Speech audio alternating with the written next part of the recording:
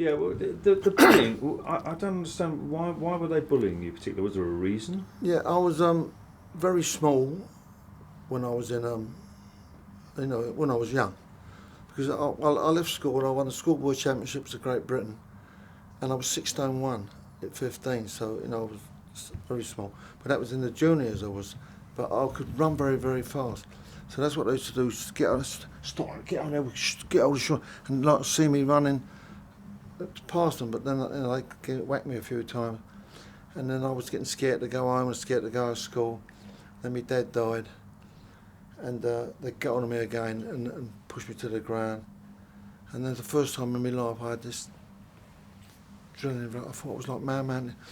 Got on, crash. Over he went. Went to the other one. Over he went. And then I ran home, and then I think I had it a couple more times. Put on people, I shaped up, and they left me alone. And that's when all the bullying stopped. Started. I said, you can beat a bully is by doing them. And that reaction was sort of direct result of your father passing away? Yeah. Well, that happened at that time anyway, but it must have been down to that, or the fear of getting bashed up more again. I don't know what brought it on, but I'm so pleased because all my life, well, I'm pleased in one way because it used to get me out of trouble, but when I was in prison, if the screws say, "Come here," or get aggressive with me, I'd whack them. The same as in the army. I was in the army a little while. I got 9 months for whacking everybody. You were looking forward to going in the army, though, weren't you? Yeah, I wanted to go. I wanted to go on the paratroopers, sign up, go as a regular, because I knew they'd done lots of boxing, and you travel all over the world with the team. So I was up for it. But I went in the army in the summer. It's off boxing season, so I missed out. And as I say, I kept. We was in the the local dance place, what they have in the army camp, and this court where we was said, "Come on, clear all them bottles." We're out and have a drink, and he got a suit. I went, oh, bang, whacked him. My other little mate, Geordie fella, he nutted someone, so we got whacked. Then they brought the RPs in. We had a terrible row, and anyway, I got 9 months for it. But was it like the discipline of the army that really pissed you off?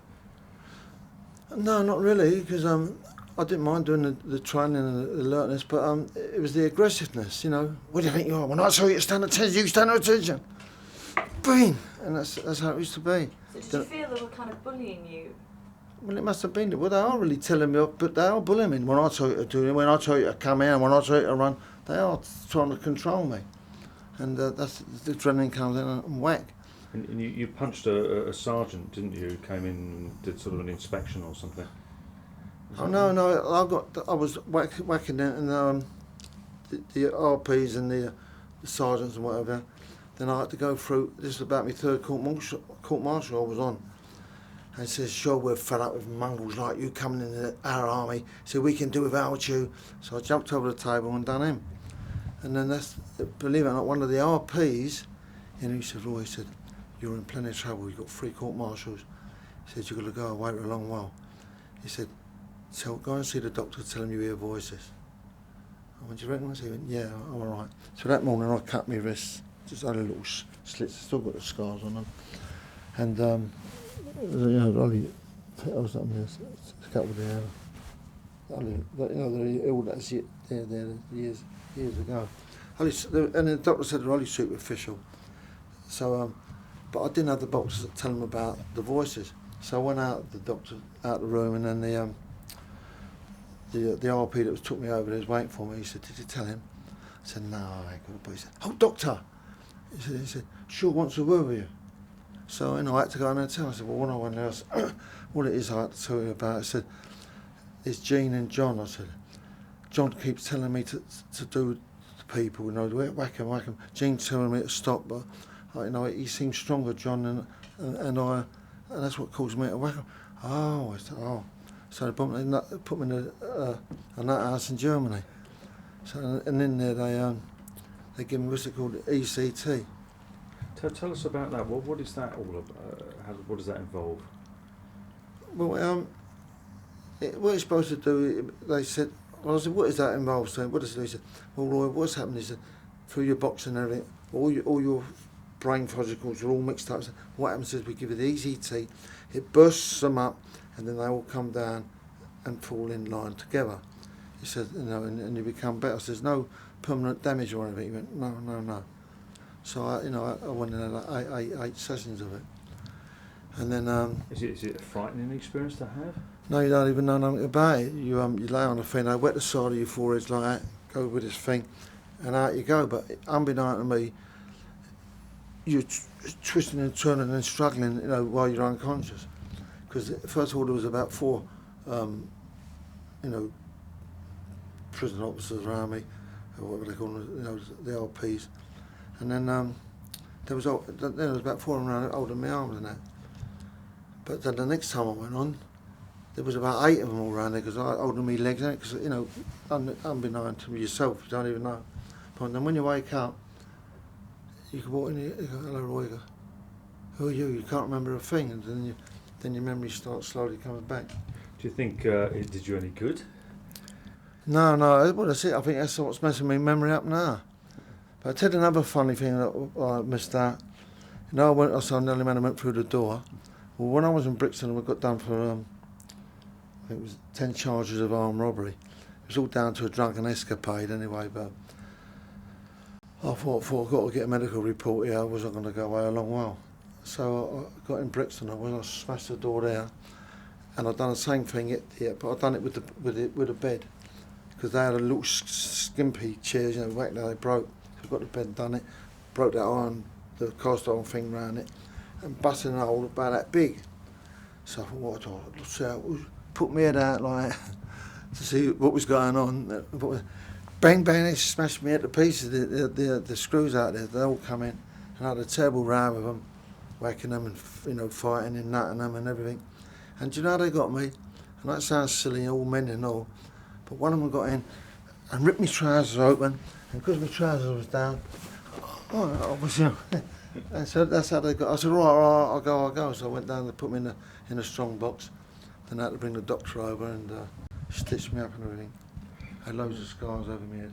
And do you still have lots of scars and stuff? I mean, Yeah, of course it has. That's, you know what, now you've got your hair short, yeah. And had this shape. Well, I'd have a go at that, but 2 things stopped me. One's all the scars all over my head, and I've got a head like a policeman's helmet, it goes out like that. It is, I've got a funny shaped head. I mean, you went into crime after that. I mean, what was that like, your sort of first kind of jobs that you did? We've done a bookmakers. My brother-in-law now, he's dead, but he used to come, because he had all flesh suits and everything, he was, you know, all nicely smart. And I said, well, how do you get one of them suits? I want to earn a few quid, come with me, Ron, and I'll do it. So me and that other pal, we took a photo of that, who died now, Eric Warren. We went, you know, and done it. Went in and got hold of the geezer and held him there, and his wife put the money in, we took it and went. But I don't know, they got the car number or whatever, anyway, we got nicked for that, and I was the only one, I got a ball stall, the others 2 got, you know, they got chucked. And did the guy want to hand over the money? No, he obviously didn't want to, but, you know, he said, if you don't, I'll rip your head off. So he said his wife get it. It wasn't a loaded though, it was just a... was that sort of much better because you were doing like a normal job, weren't you? Yeah, I was working at the time, yeah. So that, you know, money for now, or bump, and then I got a little bit of bird over something, and when I come out, my mate said to me, well, you keep getting this bird for whacking people, and he said, why don't you come with us and get some money for doing it? So I went, all right, so I started going on what they call the blegs. And what's it like, sort of actually going on a robbery? I mean, is it an exciting thing, or...? Well, you get, you know, I used to play we had a car that rammed them, and a van that was parked in the side road, so we jumped in the back of the van because there was about 8 of us, and away we go. So I know we used to stand on the pavement, and when I see the car coming, I used to go give the geezer who's going to ram it a nod, and I had this brick wrapped up in a paper bag like it's my lunch, and then I just go walk out, and as the car came along, throw the brick through the window, that stopped them. Then we got another pal on the pavement with a little crowbar. He can get that boot open quicker than the geezer with a key, you know, and we used to get the bags they had in there, sling them in the back of the van, and away. And things just progress with other jobs, onto other jobs, you know. And then did you enjoy it? Oh yeah, when you're in there, you get that I enjoy counting out the money, and that, you know, that job, the drilling thing when you see it, here it comes, bump, and then you're having it away. It was. I mean, you did, and later on, I mean, you took part in that sort of major robbery that you got the.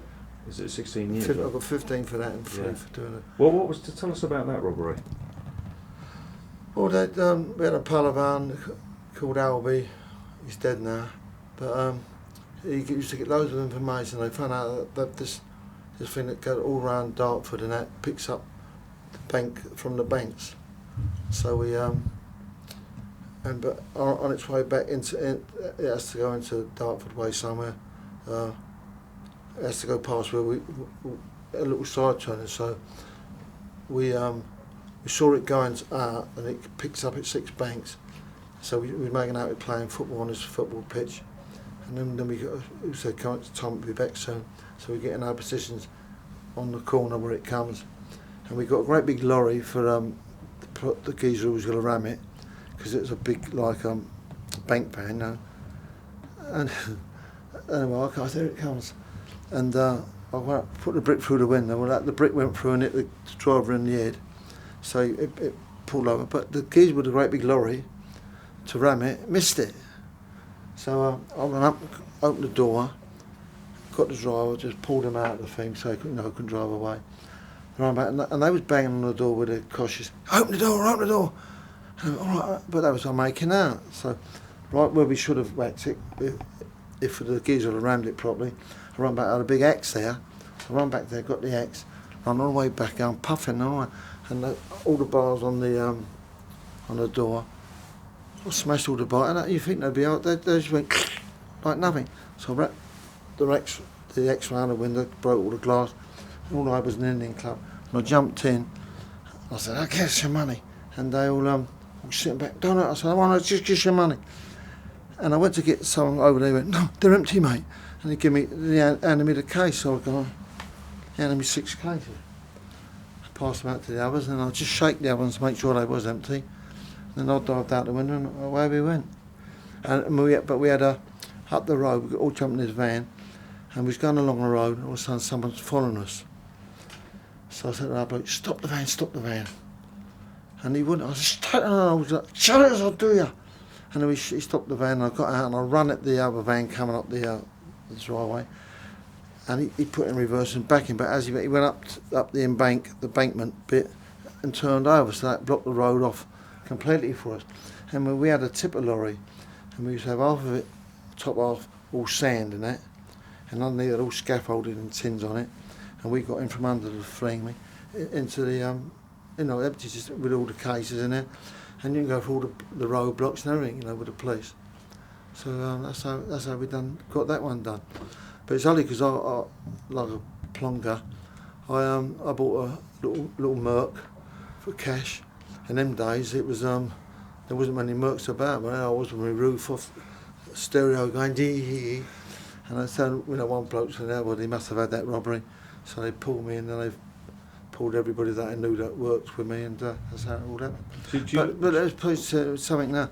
2 of them, truthfully, 2 of them was with me and got charged and got 15 years. Were innocent. One of them I never even knew. John Stupple, he's dead now, poor bugger. And the other one was, I don't think he's frightened me saying it, is Bill Kerbersey, the manager of the Who. And he, he was only 21, so just imagine how he felt. 15 years, 21 years of age, and he hadn't done it. And do you look back on those sort of robbery days with sort of great affection? Did you really enjoy it? Well, no, I wish I'd have turned to the way when I got my money when I come out. The only thing I can do is have a row, and I've done it from the fights, and that was a better life. Straight money, and then I bought property. And what happens? I've had loads of geezers, and I say, "Roy, when I get involved with us, with some drugs, and you can treble your money." No, I ain't just saying it. I ain't done nothing. And I advise anybody else not to get involved with any of all these robberies and being the gangsters, because it's you spend too much of your life. I've spent like 30 years of my life in prison. And you regret those years? Yeah, of course I do. Well, it was all my cream years and all. I'm 38 now. Just most of my